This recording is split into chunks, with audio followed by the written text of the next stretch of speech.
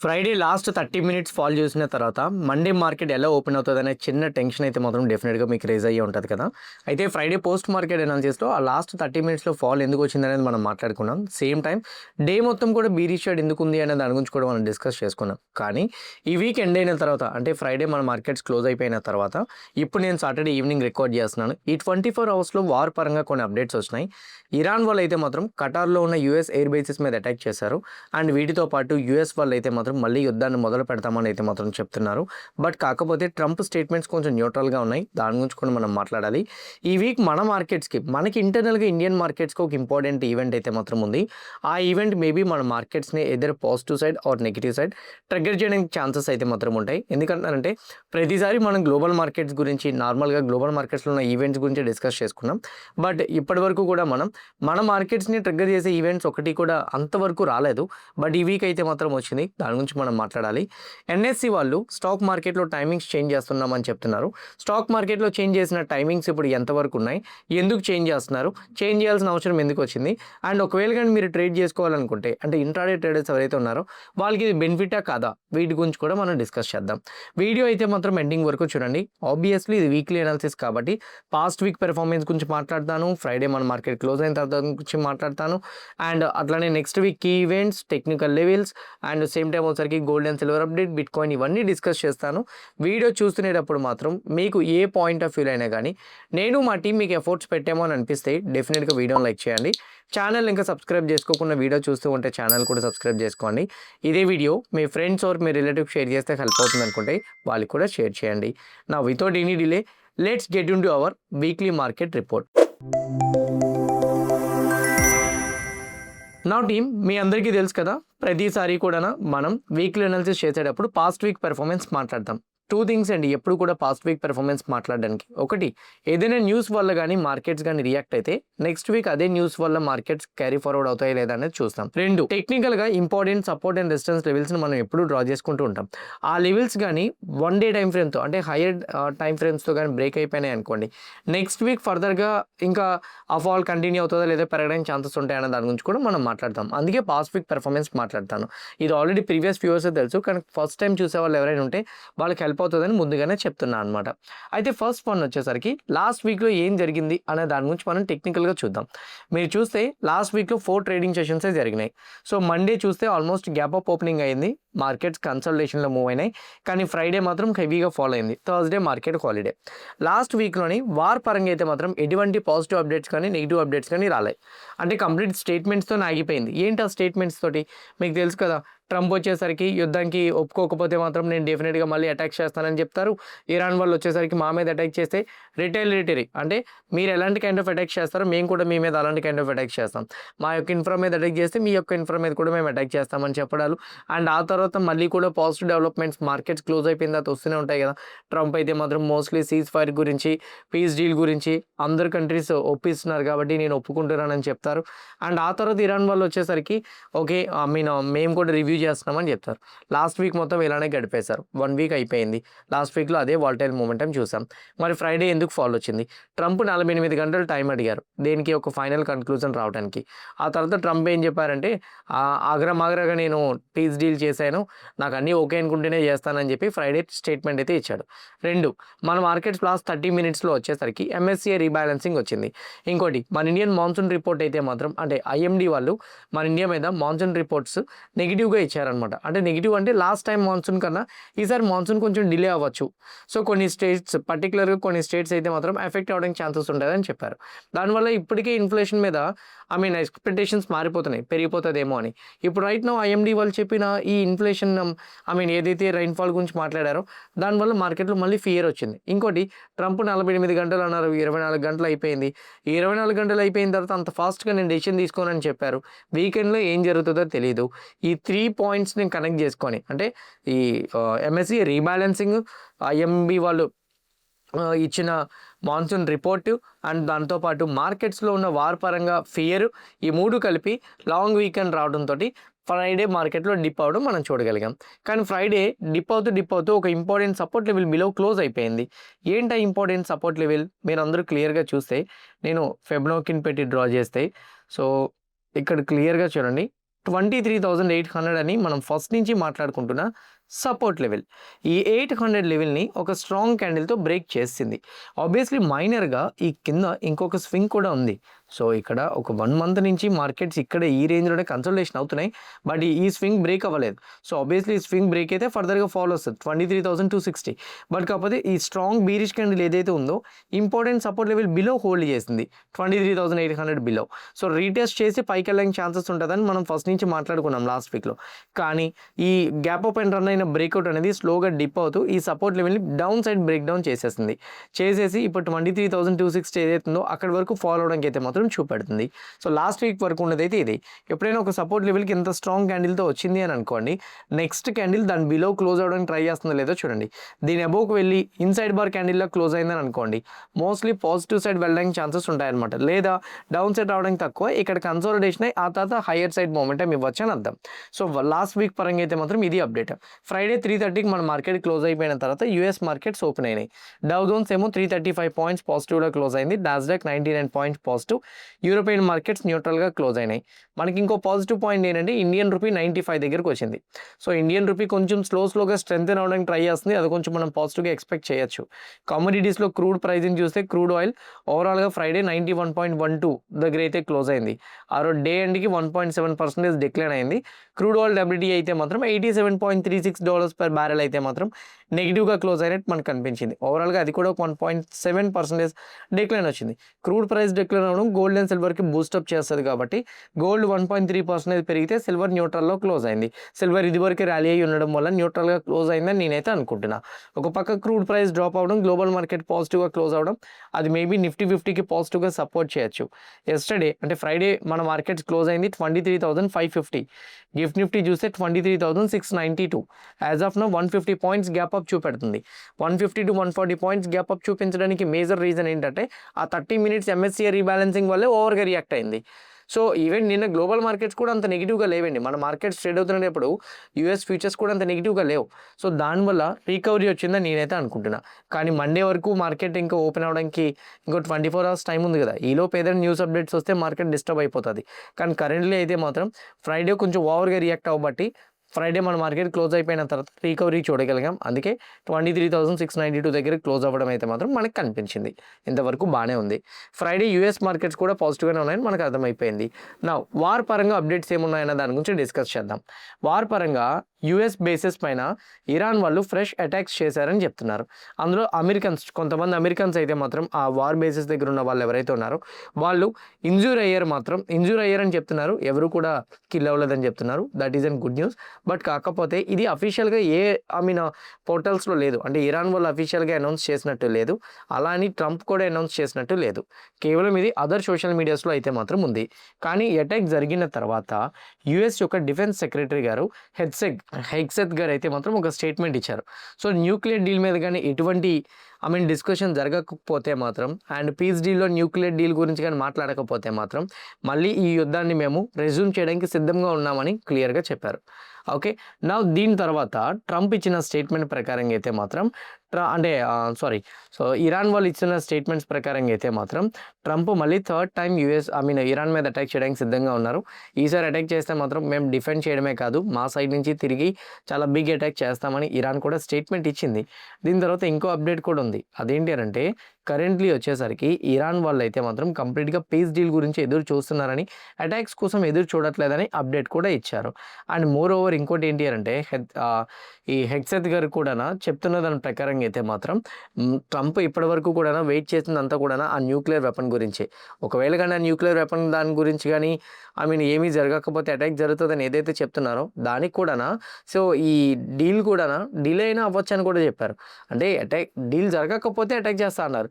ఈ deal discussion అనేది రేపో ఎల్లుండి అయిపోవాలని కాదు. సో మేబీ డిలే అవ్వచ్చు. సో అతనికి క్లియర్ కట్గా ఎప్పుడైతే ఒక క్లారిటీ వస్తుందో అప్పుడే డీల్కి ఓకే చేస్తారు. లేదనుకోండి నెగోషియేషన్స్ దగ్గరే ఉంటుంది. 60 days సీజ్ ఫైర్ గురించి అయితే మాత్రం ఇప్పటికీ కూడా ఆన్ టేబుల్లో ఉంది. సో ట్రంప్ రివ్యూ చేసి దాని మీద ఫైనల్గా సైన్ చేస్తారు. ఇంతవరకు అయితే మాత్రం సైన్ చేయలేదని యాక్చువల్గా యూఎస్ అఫీషియల్సే చెప్పేశారు. సో కరెంట్లీ ఏ పాజిటివ్ డెవలప్మెంట్స్ లేవు. సో ఎలా అయితే ఉన్నాయో వార్ అప్డేట్స్ పరంగా సేమ్ అలానే ఉన్నాయి. ఎక్కడ కూడా ఏ పాజిటివ్ డెవలప్మెంట్స్ పరంగా కానీ నెగిటివ్ డెవలప్మెంట్స్ పరంగా అయితే మాత్రం ఏమీ లేవు. సో న్యూట్రల్గానే ఉన్నాయి. బట్ కాకపోతే అటాక్స్ ఎక్కడ కూడా ఇప్పుడు ఇరాన్ వాళ్ళు అటాక్స్ చేశారన్నారు, బట్ అఫీషియల్గా ఏం లేదు. సో అటాక్స్ గురించి కూడా పెద్దగా ఎక్కడ కూడా రాకపోవడంతో మార్కెట్స్ కూడా రియాక్ట్ అవ్వదేమో అని నేనైతే అనుకుంటున్నా. సో అందువల్ల గిఫ్ట్ నిఫ్టీ పాజిటివ్ సైడ్ వెళ్ళిందని అనుకుంటున్నా. బట్ రేపు అంతా హాలిడే కదా, సండే అంతా కూడా మండే లోపు కానీ ఏదైనా కానీ అటాక్స్ ఎక్కడైనా జరిగినాయని అప్డేట్ వస్తే మాత్రం మేబీ మార్కెట్కి హెవీగా కరెక్షన్ అవ్వడానికి ఛాన్సెస్ ఉంటాయి.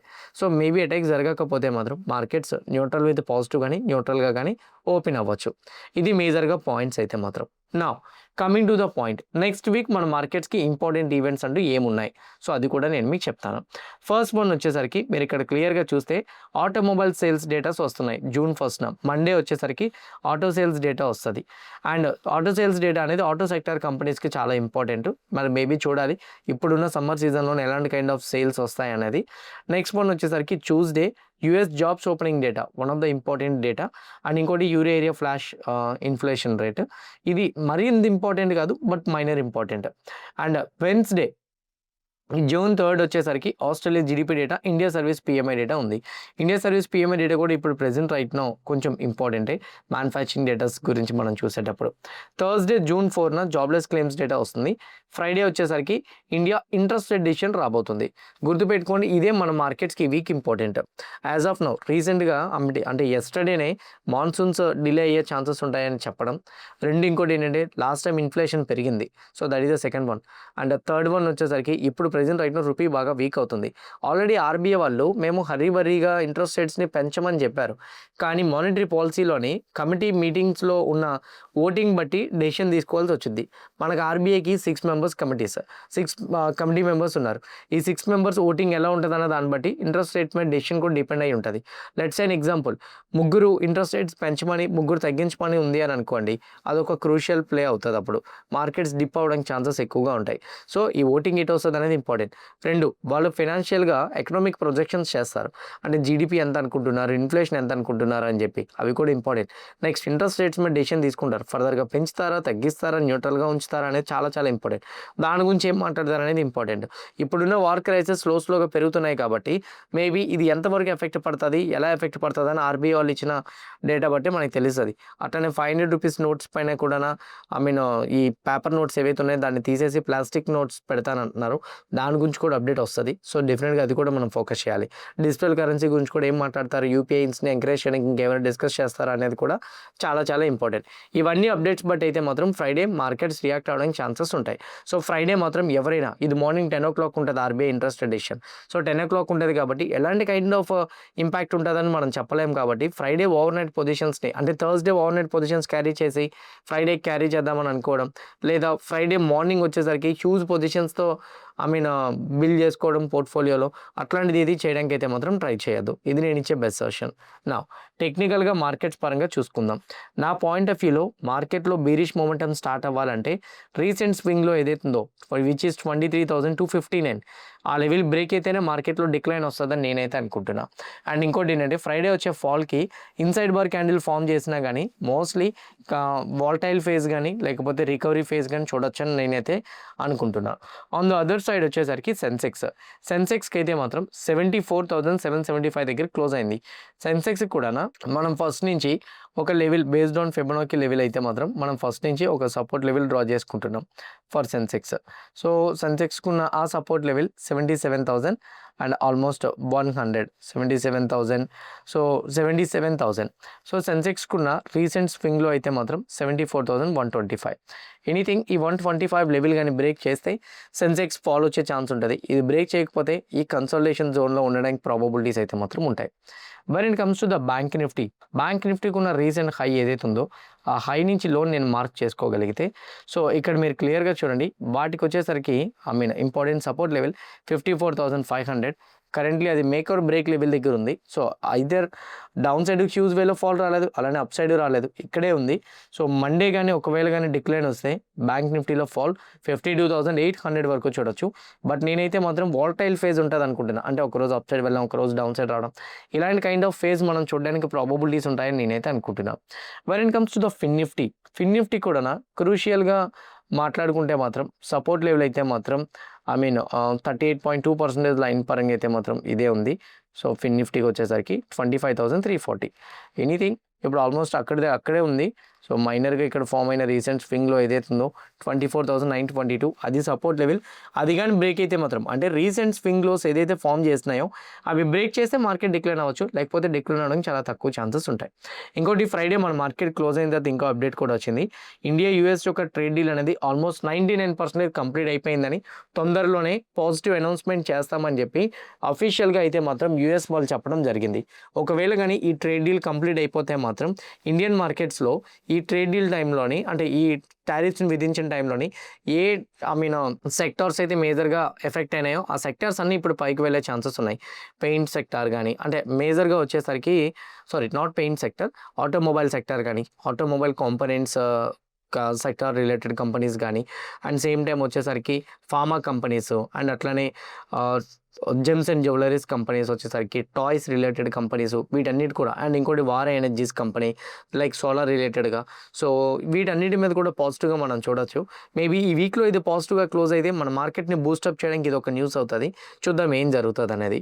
నా ఎన్ఎస్సి వాళ్ళు ఇచ్చిన పాజిటివ్ అప్డేట్ ఏంటంటే ఇక్కడ మీరు క్లియర్గా చూడండి. ఎన్ఎస్సి వాళ్ళు మార్కెట్ టైమింగ్ని August 3rd నుంచి 3:40కి చేస్తామని చెప్తున్నారు. యాక్చువల్గా 10 నిమిషాలు పెంచుతానని చెప్తున్నారు. ఎందుకు 10 నిమిషాలు పెంచుదాం అనుకుంటున్నారు? దానికి ఒక రీజన్ చెప్తున్నారు ఏంటంటే క్లోజింగ్ ఆప్షన్ సీజన్ బట్టి అవి సెషన్ బట్టి అయితే మాత్రం మేము క్లోజ్ చేద్దామని అనుకుంటున్నాం అని చెప్తున్నారు. యూజువల్గా లాస్ట్ 30 మినిట్స్ 3 నుంచి 3:30 వరకు మనకి ప్రైస్ ఎలా క్లోజ్ అవుతుందండి? లాస్ట్ 30 మినిట్స్ వచ్చేసరికి లాస్ట్ 30 మినిట్స్ యొక్క క్యాండిల్ హై అండ్ లో యావరేజ్ చేస్తారు. లెట్స్ సే ఎగ్జాంపుల్ 500 3 o'clock ఉందనుకోండి, 3:30కి 550 ఉందనుకోండి, అప్పుడు యావరేజ్ క్లోజింగ్ ప్రైస్ వచ్చేసరికి 300 330 ఉంటే ఆబ్వియస్లీ 315 అవుతుంది క్లోజింగ్ ప్రైస్.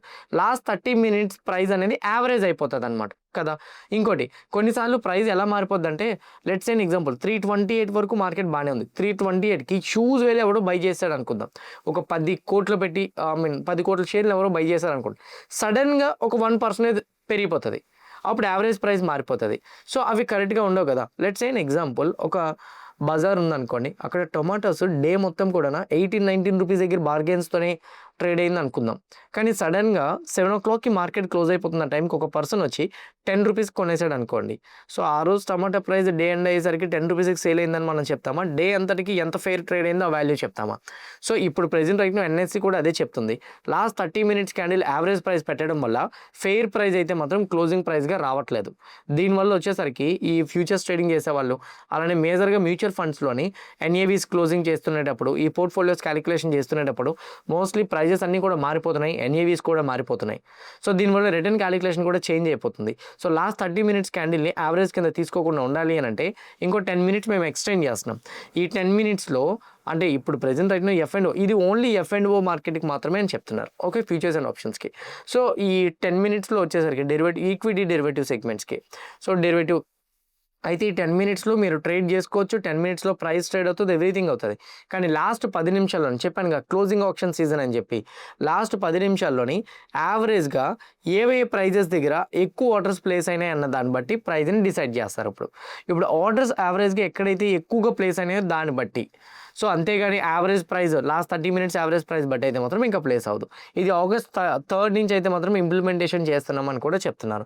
దీనివల్ల F&O ట్రేడింగ్ చేసే వాళ్ళకి ఏంటి బెనిఫిట్ అని అంటే స్టాక్ ఫ్యూచర్స్లో లేదా స్టాక్ ఆప్షన్స్లో ఈ డెరివేటివ్ సెగ్మెంట్స్లో ట్రేడ్ చేసుకున్న వాళ్ళు 330 నుంచి 340 వరకు ట్రేడ్ చేసుకోవచ్చు. చార్ట్ ప్రైస్లో కూడా మూమెంటం ఇస్తుంది అనమాట. వీటి వల్ల మీకు ఇంకో 10 మినిట్స్ ఎక్స్ట్రా వస్తుంది. ఇంకోటి ఏంటంటే లాస్ట్ 30 మినిట్స్ క్యాండిల్ యావరేజ్ అనేది ఇంకా మరి ఉండదు. మోస్ట్లీ లాస్ట్ 10 మినిట్స్లోని ఏదైతే మీకు యాక్టివ్గా ఆర్డర్స్ ప్లేస్ అయినాయి ఏ ప్రైస్ దగ్గర యావరేజ్గా ఆ ప్రైజ్ని మాత్రమే దీన్ని తీసుకుంటారు. దాన్ని ఈక్విలిబ్రియం ప్రైస్ మోడల్ అని కూడా అంటారు, మనం చూస్తూ ఉంటాం. సో అట్లనే ఇది కూడా జరుగుతుంది. ఇది లాస్ట్ 10 మినిట్స్ మనకి చేంజ్ అవుతుందని చెప్పడానికి కూడా. నా కమోడిటీస్లో క్రిప్టోలో బిట్ కాయిన్ అయితే మాత్రం కరెంట్లీ ఇంపార్టెంట్ సపోర్ట్ లెవెల్ దగ్గర అయితే మాత్రం కన్సాలిడేషన్ అవుతుంది. నేను 2 థింగ్స్ చెప్పగలను. ఇక్కడే కన్సాలిడేషన్ అవుతుంది కదా, ఈ కన్సాలిడేషన్ అవుతున్న ఫేజ్ ఏదైతే ఉందో ఇది కానీ 72,000 లెవెల్ కానీ బ్రేక్ చేస్తే డౌన్ సైడ్ వెళ్ళడానికి ఛాన్స్ ఉంటుంది. ఒకవేళ కానీ 72,000 లెవెల్ కానీ బ్రేక్ చేయలేదని అనుకోండి, స్లోగా హయ్యర్ సైడ్ వెళ్తూ 76,000కి వెళ్ళొచ్చు. అది కూడా బ్రేక్ చేస్తే మాత్రం స్లోగా 82,000కి వెళ్తుంది. సో నా పాయింట్ ఆఫ్ వ్యూలో 72,000 సపోర్ట్ జోన్ బ్రేక్ చేస్తే ఫాల్ కనబడుతుంది. లేకపోతే ఇక్కడ కన్సల్టేషన్ అవుతూ స్లోగా 76,000కి రికవరీ అయ్యే ప్రాబబిలిటీస్ అయితే మాత్రం ఉంటాయి. When it comes to gold, bit coin crude oil price స్లోగా డ్రాప్ అవడం గోల్డ్ కూడా కొంచెం బూస్టప్ అవుతుంది. గోల్డ్కి 4,500 అనేది మన ఇంపార్టెంట్ రెసిస్టెన్స్ లెవెల్ అనుకున్నాం, ఎందుకంటే last time down side break అయింది, స్లోగా పైకి వెళ్తుంది కాబట్టి. గోల్డ్ ఇప్పుడు ఈ ప్రైస్ లెవెల్ అబవ్ ఉంది. వార్ సిచ్యువేషన్స్ ఇలానే డిస్కషన్స్ అవుతున్నా కానీ గోల్డ్లో రికవరీ కనిపించవచ్చు. So maybe important resistance level above hold అవ్వడానికి ట్రై చేస్తుంది కాబట్టి మండే కానీ ఒకవేళ దీన్ని అబవ్ హోల్డ్ చేయగలిగితే హయ్యర్ సైడ్ మూమెంటం స్లోగా మనం ఫస్ట్ మూవ్ 4,800, నెక్స్ట్ మూవ్ 4,900 వరకు అయితే మాత్రం చూడొచ్చు. When it comes to the silver పరంగా కూడా ఈ జోన్స్ దగ్గర కన్సల్టేషన్ అవుతుంది. సిల్వర్లో కానీ ఒకవేళ 70.75 ఇట్లా లెవెల్ రీసెంట్ స్వింగ్ లోస్ కానీ బ్రేక్ చేస్తే మాత్రం స్లోగా 66.4 వరకు మనం డిక్లైన్ చూసే ప్రాబబిలిటీస్ అయితే మాత్రం ఉంటాయి. ఇది సిల్వర్ పరంగా. బిట్ కాయిన్, గోల్డ్, సిల్వర్ ఈ 3 కూడా మీరు యాక్టివ్గా ట్రేడ్ చేద్దామని అనుకుంటే మాత్రం డెఫినెట్గా కింద నేను మీకు డెల్టా ఎక్స్చేంజ్ రిఫరల్ లింక్ ఇస్తున్నా. డెల్టా ఎక్స్చేంజ్ రిఫరల్ లింక్ ద్వారా ట్రేడ్ చేస్తే బెనిఫిట్ ఏంటని మీరు అనుకోవచ్చు. ఈ రిఫరల్ లింక్ క్లిక్ చేసి మీరు అకౌంట్ ఓపెన్ చేసుకుంటే ఫస్ట్ ఆఫ్ ఆల్ 5 మినిట్స్లో అకౌంట్ ఓపెన్ అయిపోతుంది. సెకండ్ పాయింట్ ఏంటంటే గోల్డ్ అండ్ సిల్వర్లో మీరు ట్రేడ్ చేసుకోవడానికి మీకు పాసిబిలిటీస్ ఉంటాయి. 24/7 ట్రేడింగ్ ఉంటుంది, ఎక్స్పైరీ ఉండదు, లెవరేజ్ ఉంటుంది. ఈ 3 కూడా మీకు బెనిఫిట్గా మారుతాయి. ఎవరైనా లింక్ క్లిక్ చేసి అకౌంట్ ఓపెన్ చేయాలనుకుంటే కింద కామెంట్ బాక్స్లో నేను పిన్ చేసి పెడుతున్నా, ఆ లింక్ క్లిక్ చేసి అకౌంట్ ఓపెన్ చేసుకోండి. డెఫినెట్గా మీకు కూడా ఇది హెల్ప్ అవుతుంది. క్లియర్ కట్గా నేను చేసిన అనాలిసిస్, కవర్ చేసిన న్యూస్ అప్డేట్స్, కనెక్ట్ చేసిన డాట్స్ మీకు హెల్ప్ అయినాయి అనుకుంటున్నా. ఎవ్రీథింగ్ హెల్ప్ అయితే వీడియో లైక్ చేయండి. ఛానల్ ఇంకా సబ్స్క్రైబ్ చేసుకోకుండా వీడియో చూస్తూ ఉంటే ఛానల్ కూడా సబ్స్క్రైబ్ చేసుకోండి. ఇదే వీడియో మీ ఫ్రెండ్స్ ఆర్ మీ రిలేటివ్ షేర్ చేస్తే హెల్ప్ అవుతుంది అనుకుంటే వాళ్ళకి కూడా షేర్ చేయండి. See you all Monday morning at 8 AM in pre-market analysis. Happy weekend everyone. Bye bye.